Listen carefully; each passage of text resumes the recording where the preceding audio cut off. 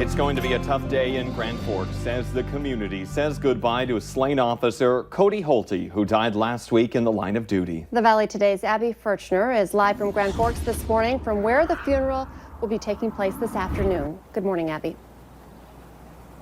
Good morning. I'm outside of the Ralph Engelstad Arena where we just saw a group of soldiers making their way in through the front entrance, and them joined with law enforcement around the area. And of course, many community members are going to be inside the Ralph Engelstad Arena today as we pay our respects and honor Officer Cody Holte. I talked with Lieutenant Derek Zimmel yesterday with the Grand Forks Police Department, and he said that the entire Grand Forks agency plans on being in attendance today, along with multiple law enforcement agencies around the area. And if you're not attending, a lot of them are going to be helping out as well. I know North Dakota Highway Patrol and UND Police plan on taking over those calls for service as Grand Forks officers are going to be inside at that time.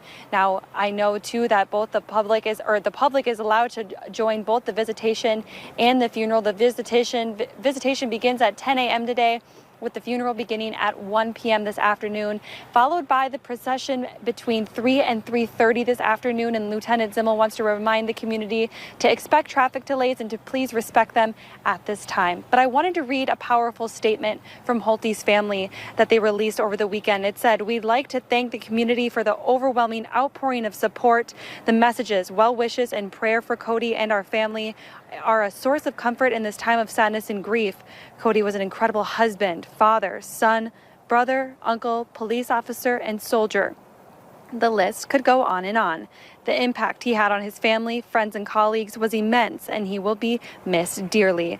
You can also donate to the Grand Forks Police Department secured a memorial fund for the family. That information is up on your screen. The fund is affirmed by the police department and will only be accessible to Holte's family. And of course, if you can't attend the funeral today, we will be live streaming it on KVLY and on our website as well. But it's going to be a hard day here in Grand Forks. All right, Abby Furchner, yeah, a lot going on, and we will be live streaming that on KVLY and on valleynewslive.com as well. Abby, thank you. It's now 8 minutes before 7. Let's get a check of that First Alert Storm Team forecast with meteorologist Lisa Green. And Lisa, it was so hot yesterday. I loved it, but not everyone does. So what are we going to expect today? Well, I think those folks are going to be a little happier today. We're not going to be nearly as hot. We're looking at some temperatures that are still warm, though. I think you'll still like today's forecast as well. And here's a look at conditions for Grand Forks if you're going to be heading in that direction today. We're looking at some mostly sunny to partly cloudy skies, and temperatures by this afternoon getting into the low 80s, so still warm. I want to be ready for some hotter weather yet again today, but not quite in those 90s or record-breaking conditions. Also want to mention that we could see some isolated showers in that area, too, at any point today. And we're going to talk about that in a moment. Current temperatures around the region, many of us in the 50s to some low 60s, 58 degrees in Fargo and 53 in Grand Forks. The warm spot is definitely Fergus Falls at 70. So it's relatively quiet right now. We've got some showers moving into the Towner County and Cavalier County in the northwest so far, but you can see there's a mess going on just south and east of Bismarck. Some thunderstorms that have developed this morning and have turned strong as we continue to look a little bit closer to this storm system. South and west of Bismarck, the Linton area getting hit by a storm that could be producing, looks like some gusty winds and potentially some hail with that too as this moves to the east-northeast. Right-hand side of the screen, you see Jamestown and Edgeley, the James River Valley, in the line for these showers and thunder showers to move through. So be careful in those areas if you're planning on being out and away from your home here today. This is heading your way. And this is our hail size detection. You can see that we're seeing some hail likely within the storm east of Linton. So again, all of this heading eastward. Question is will it hold together? Well, 9 a.m. as we start our hour-by-hour planner, you could see that there's still going to be some chances for some rain and thunderstorms as this marches eastward. By noon, this moves more into Minnesota. Still some rain showers possible. I mentioned that. We could see a little bit of spotty showers up in the north, but the focus for the stronger storms in the south heading into the afternoon. And then that moves on for tonight. Temperatures 70s to some 80s for today, and eventually things do quiet down. We have that severe storm risk in the south,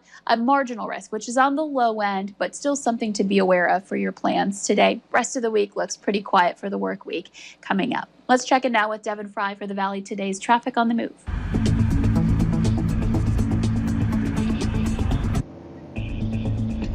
Thanks, Lisa. We're finishing up our morning drive for this hour on I-29. We're heading north toward Grand Forks. We're approaching the lane closures up here that caused a bit of a delay yesterday. Now, today's things seem to be moving fine, but yesterday the delay didn't really set in until around the 7:30 area. So once we get closer to the workday, kind of hit that peak traffic flow, that's when we can expect a little bit of a delay on these roadways. The traffic flow is funneled down into a couple lanes here, and the speed limit's reduced down to 40. So it creates some pretty interesting situations on one of our busier roadways here.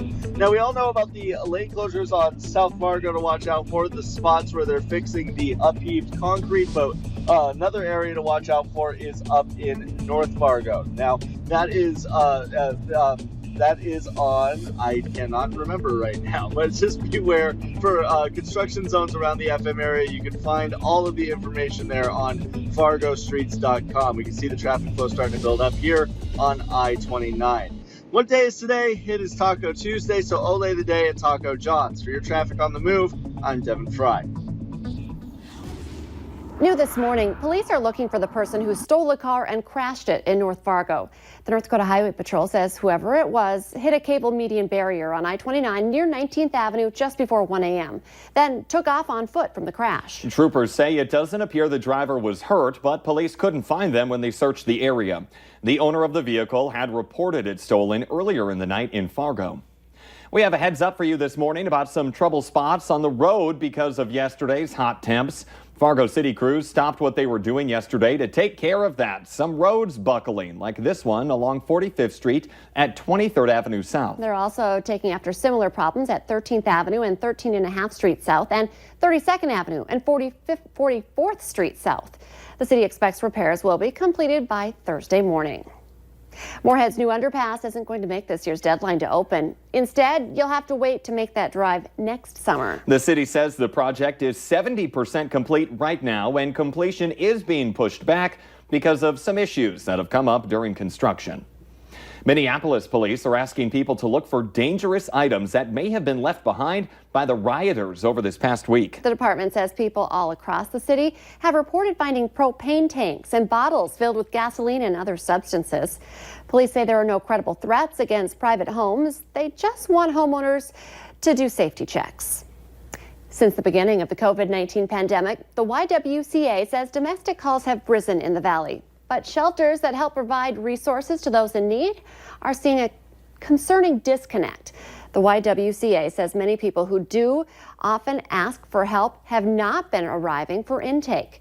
And during a time of increased instability and pressure, it can be a dangerous combination. So shelters are spreading the message. They're open and you should call for help.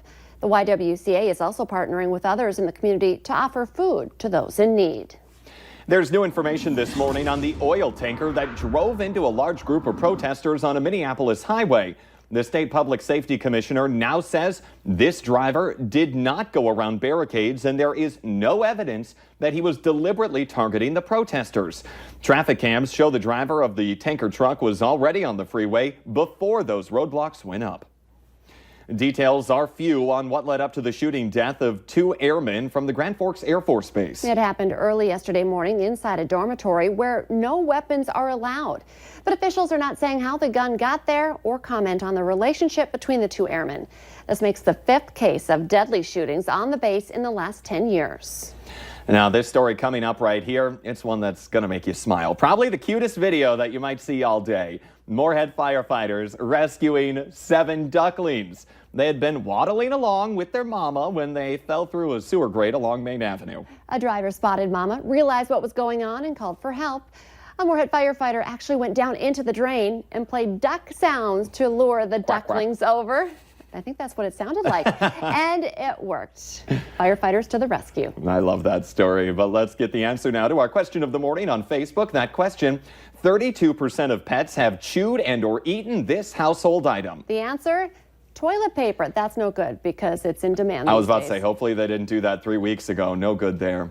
But we here on the Valley today want to thank you for tuning in to watch our coverage. And we want to reassure you that we're working hard to make sure you are staying informed during the COVID-19 pandemic. Several ways to stay updated: the VNL News app, valleynewslive.com, and on the Valley Today, which continues right after this here on the Fargo CW.